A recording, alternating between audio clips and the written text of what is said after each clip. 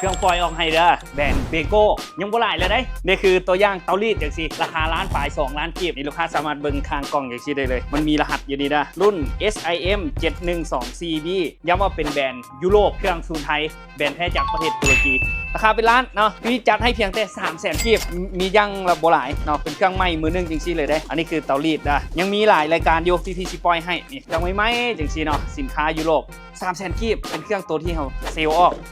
เตารีดทุกตัวคือกันเด้อ300,000กีบคือกันหลายตัวอยู่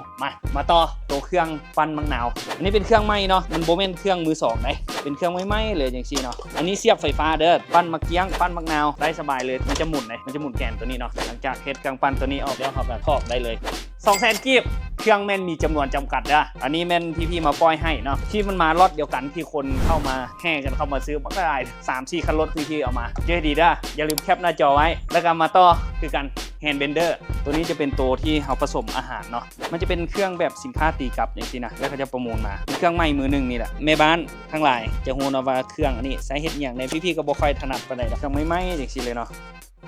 ย่างงามเป็นสินค้าแบรนด์ยุโรปได้อันนี้โบแมนแบรนด์จีนแบรนด์ทั่วไปสามารถปรับระดับความแรง1 2 3 4 5ได้เลยเนาะบีบเทอร์โบอย่างนี้กดหยุดกดเริ่มเนาะ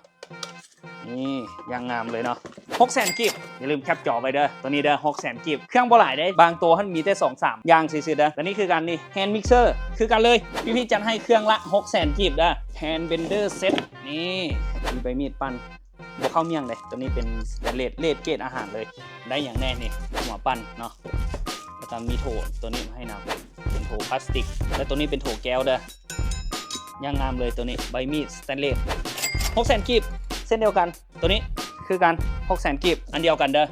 แคปหน้าจอไว้เลยราคา600,000กีบเท่านั้นเด้อแล้วก็มาต่อหม้อน้ำอุ่นปกติแม่น2 ล้านปลายตัวนี้มีเบเกอร์ ELCB นำเลยเป็นเครื่องซูนไทยแบรนด์เบโก้ขนาด 3,500 บาทกับ 4,500 บาทพี่ปล่อยให้ราคาเดียวกันเลย 990,000 กีบเด้อนี่แบรนด์เบโก้